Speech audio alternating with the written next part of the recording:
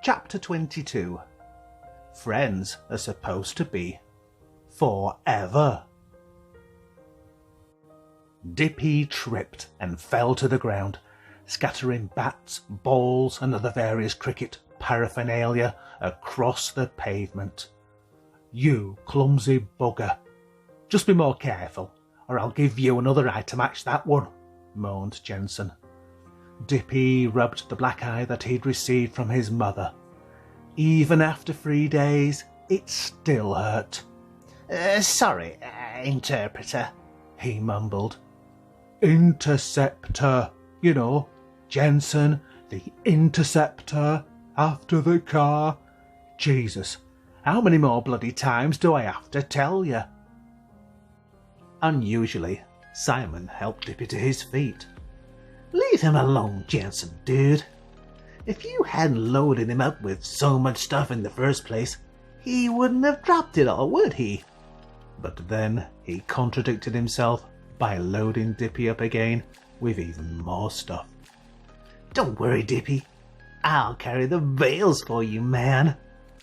But Dippy didn't see the joke and was grateful for the help. Thanks, Simon. Very nice of you." "Oh, that's okay, donkey." "Why does he call you donkey, Dippy lad?" asked Jensen innocently.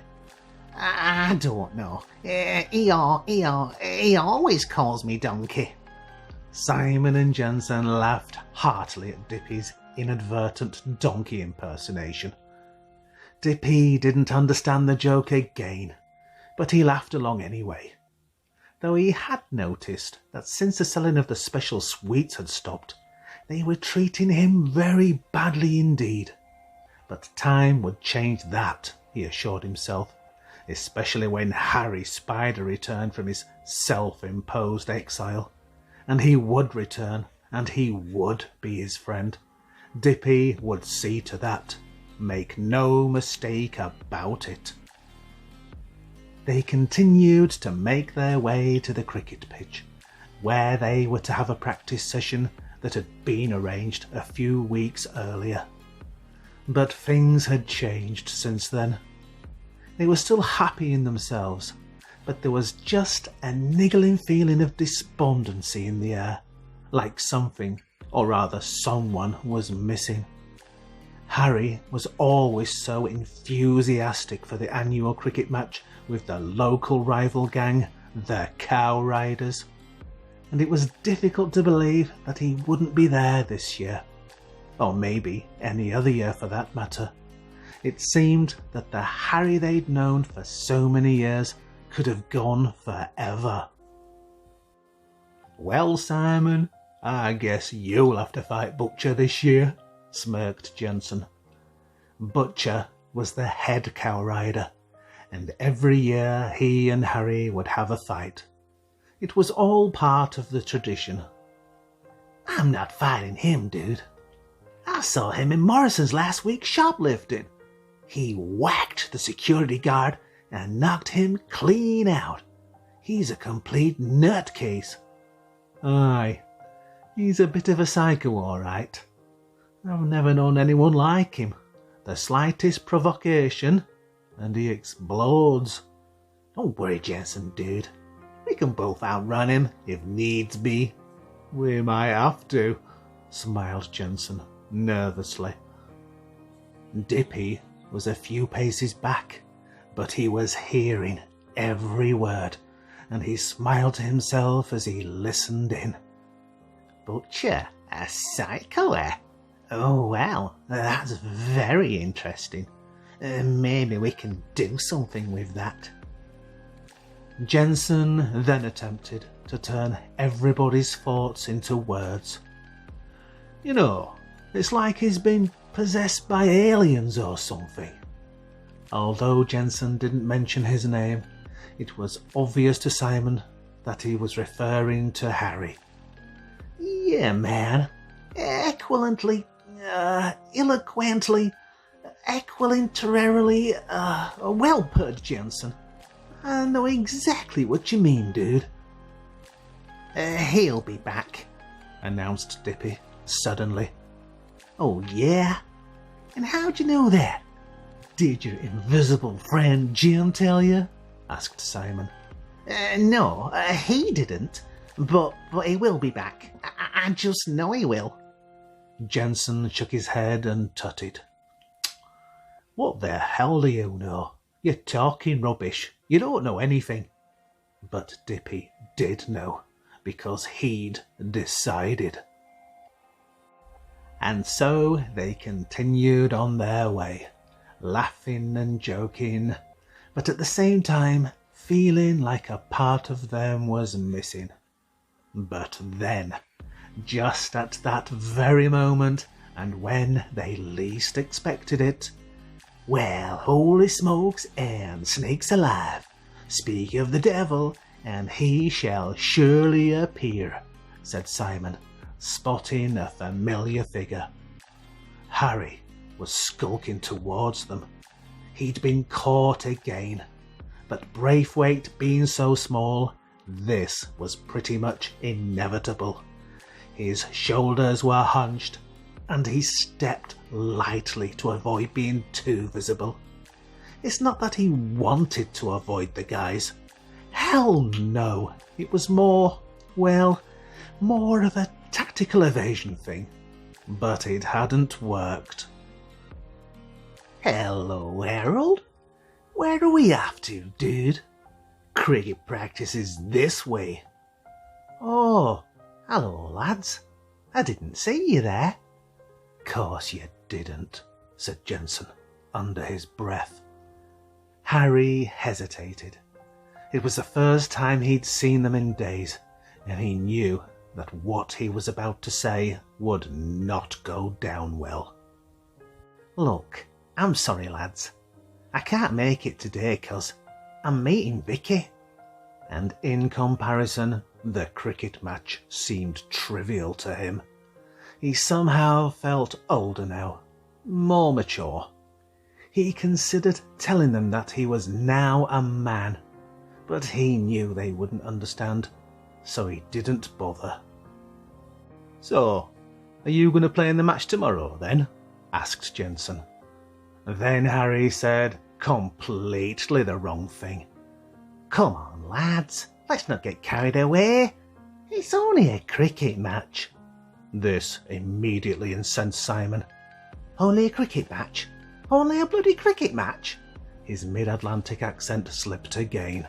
You weren't bloody saying that last year, were you? You were completely obsessed with it then, weren't you? Man. And again, Harry gave the wrong answer. Yeah, but last year I was a boy, and now I'm a man, with a girl to look out for. Simon burst out laughing. Oh, what? What a prat! How can you compare a goddamn girl to a cricket match? There is no comparison. And so the time had arrived for Harry to put his newfound theory to the test. Look, lads, you know what your trouble is, don't you? No, I don't. Why don't you enlighten us, dude? Well, you've never wondered at the natural beauty of a simple flower. Simon stared at Harry in newfound wonderment. He looked at Jensen, then at Harry, then back to Jensen. Jensen released a barely audible snigger, but it was just enough to set them off, and they howled with unstoppable laughter. What a complete and utter dipstick! What planet are you on, man? Planet Blue Peter? Dippy thought he'd join in the fun. Jensen says you've turned into some kind of an alien, he stuttered. Jensen stopped laughing and stared at Dippy. That wasn't for your ears, you big bloody simpleton. Hey, cool it, Jensen, said Harry, intervening. Life's too short for all this aggression. We all have to learn to get along with each other for a better and kinder world. Bloody hell. He's got Mother Teresa syndrome, said Jensen, shaking his head. Then he lowered his voice and delivered a thunderbolt of an insult straight at Harry's weakest spot. She's using you, you know. And the worst thing is, everybody knows it. Everybody but you. It worked. Harry was immediately angry, but he held his breath and called upon all of his new-found inner calmness and controlled himself for the good of the world. Jensen waited for the explosion, but it never came. No, she's not using me, Jensen. In fact, she said that I was the most. But Harry knew there'd be no point in explaining it any further, as whatever he said, it would be twisted. So he decided just to end the conversation. Look, I can't stand around here all day. I've got somewhere to be, so I'm going to have to go. Sorry, lads. He was moving in different circles now, and was practically middle class. And what used to seem important now seemed trivial, and vice versa. Nothing else mattered. Nothing but Victoria. Jensen stared at Harry. They'd known each other longer than their first memories, but he did not recognise the Harry that was stood there before him now. And it was obvious that he didn't even want to be there. So, are you going to be at the cricket match or not? Asked Jensen, finally accepting that the situation was hopeless. Harry was late and needed to get away quickly, so he made a kind of half-promise. I'll try and play in the bloody thing tomorrow. Okay? There wasn't much else to say, so he half-smiled and walked away. And the band played Believe It If You Like, mumbled Jensen. Someone should tell that dude that girlfriends come and go, but friends are supposed to be forever. Too right, Simon. And when she does go, and mark my words, she will, where's he going to be then, without his friends? They watched Harry disappear over the horizon. She is using him, you know, repeated Jensen. Yeah, but do you actually know that for sure, man? Yeah, I do, Simon, because Tracy's sister's ex-boyfriend told me. Oh, well then, it must be true, man. Believe me, Simon, it is true, and he's about to find out the hard way.